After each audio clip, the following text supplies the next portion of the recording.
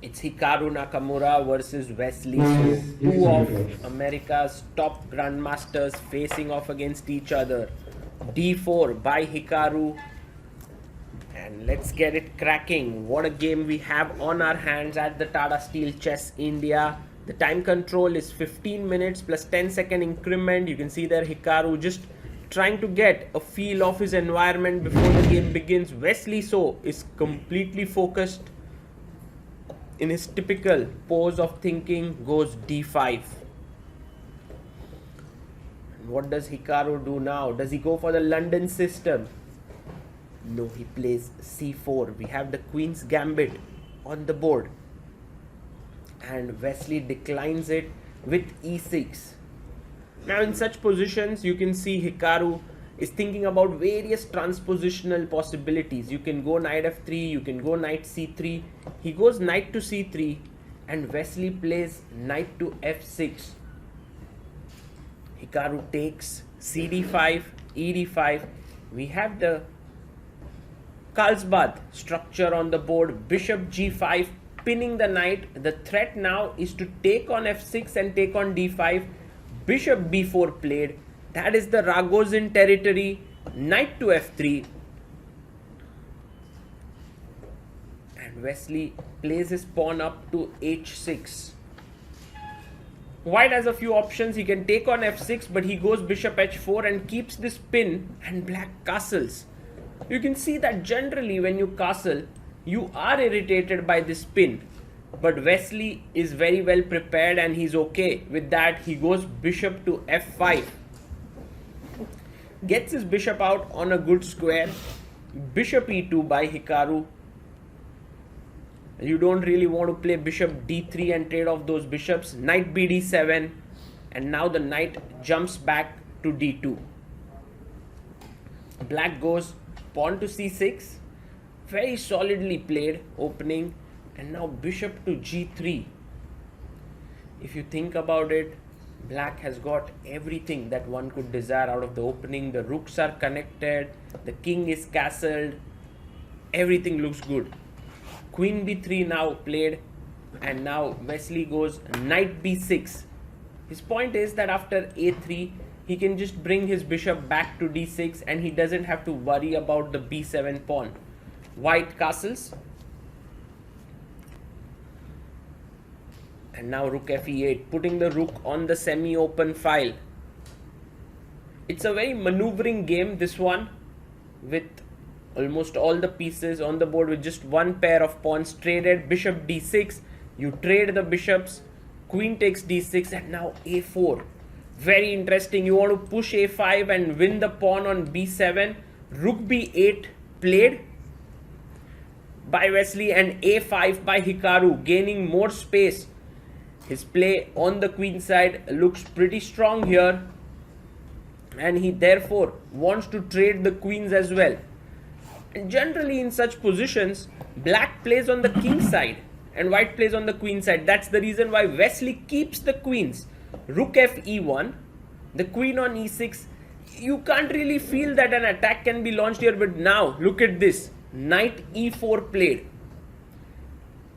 And Wesley is slowly going to build up some sort of an attack. Knight c e4, bishop takes, and Hikaru goes a6.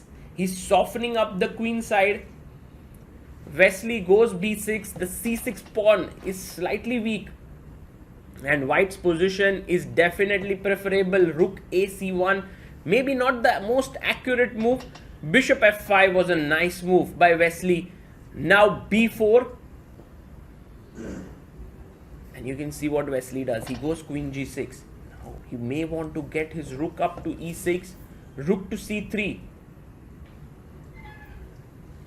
And he does. Rook comes to e6. Now the rook can swing over later on the king side. The other rook can also join in.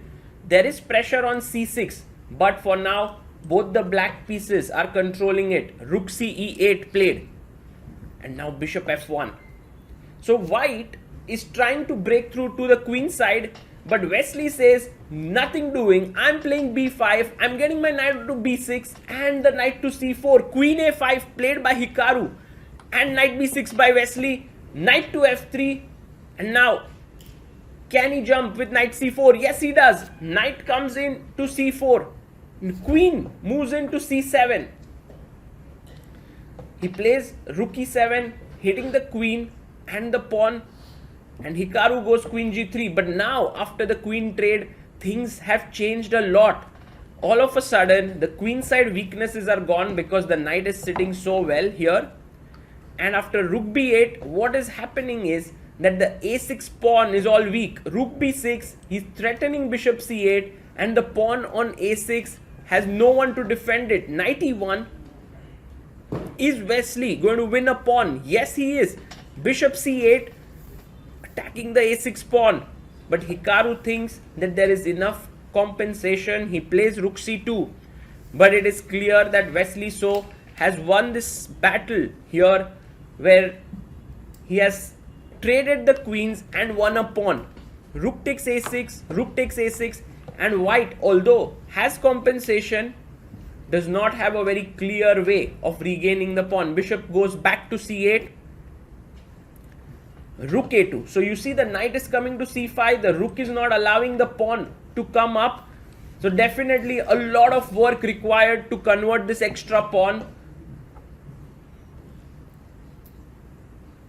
Knight d6. Wesley will continue playing. You know, he is not a guy to get impatient. Bishop d3.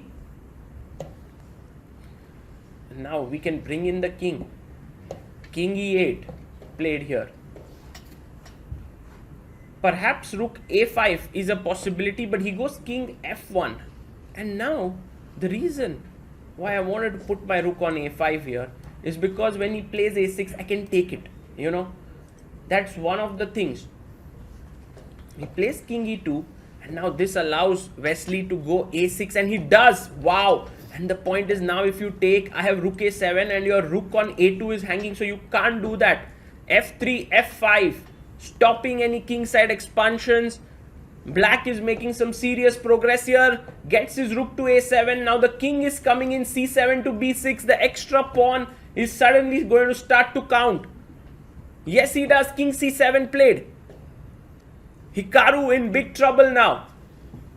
Rook a1, he has a beautiful knight on c5, but is unable to do much. The bishop on c8 is kind of dominating it. Knight b3 to stop the pawn coming to a5, but rook e7, the rook switches over. The e3 pawn is weak.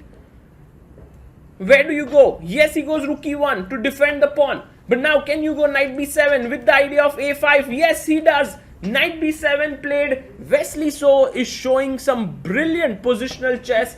Bishop c2 finally getting a5, and that pawn which was weak is now come up. You can see Hikaru clearly worried, and he comes ahead on a4 as well. What a pawn. Knight c5, and do you trade the knights or do you play knight d6? I think keeping the knights might be a good idea, but he trades, which is also fine. D takes c5, and now Hikaru will get his king to d4. One thing is clear, that black is better, but how does black break through? Because yes, he has a passer on the a file, but his bishop is very bad on c8. It is blocked by its own pawns and not so easy to get it rolling. Bishop b1, king e8, rook h1. You can see there Hikaru playing quickly. He has 1 minute 14 seconds. Wesley has 3 minutes 20 seconds. There's a 10-second increment per move. King f7. In chess, there's something called as principle of two weaknesses, and which means that black has a passer on the a file, but he needs to create something more. For now, white can deal with the a passer.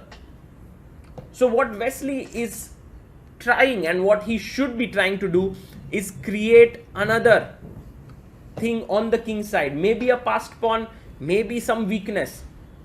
But it's not so clear how to do, and with 2 minutes 50 seconds, it's not even easy to do it. And Hikaru is an amazingly resourceful defender. He never gives up. Bishop c2,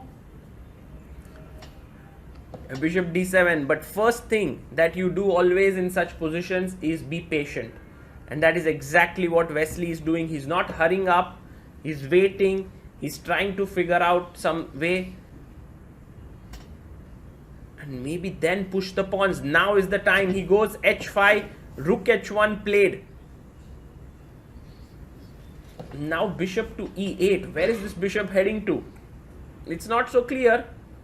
Nothing's clear as of now. And Hikaru maintaining a minute on the clock. Bishop f7. Oh, maybe he wants to get his bishop to h7, but still, what does that achieve? And that's why you can see Hikaru just moving back and forth. But one thing that you know these top players do amazingly well is that they are always on the lookout for the breakthrough. Rook e8, rook h1, rook h8. Okay. What is Wesley doing? He goes bishop c2. Bishop comes up to e6. This maneuvering phase is perhaps just to tire Hikaru out. But Hikaru is not one of those players to get tired. In fact, he looks more confident as the moves are being played. Rook h6. Also, when to push your pawn to a3 needs to be timed, and he goes f4. So it was Hikaru who blinks first. Maybe that's because he thought that black was finally making progress and could have gone g5. So he stopped it with f4. Bishop e2 played. He wanted to attack the pawn on h5. Now there is pressure here. Goes rook h8. Bishop d3. And Wesley goes g5. Now look at this, guys. Black has to decide. If he takes, the king gets to come in. But he goes bishop c2.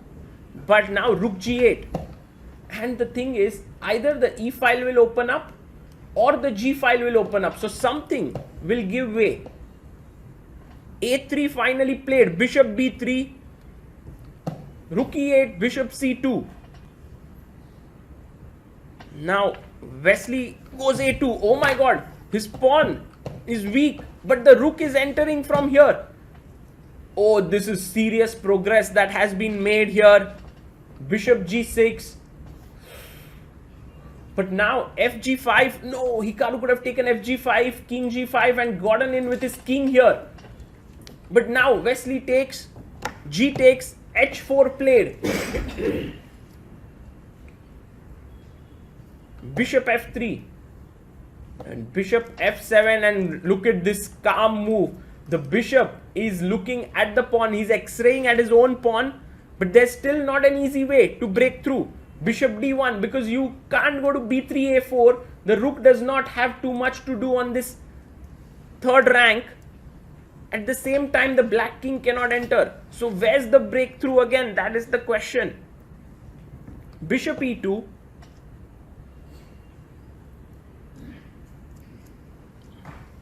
Wesley also coming down on time. He's very close to winning this, but is unable to find the breakthrough, because if he goes rook b3, he's losing the a2 pawn. So bishop d7. Bishop d1 played by Hikaru. Bishop e6. Okay.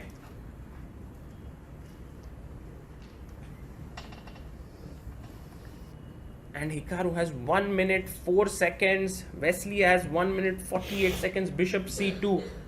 Has Hikaru managed to build up a fortress? Bishop g8.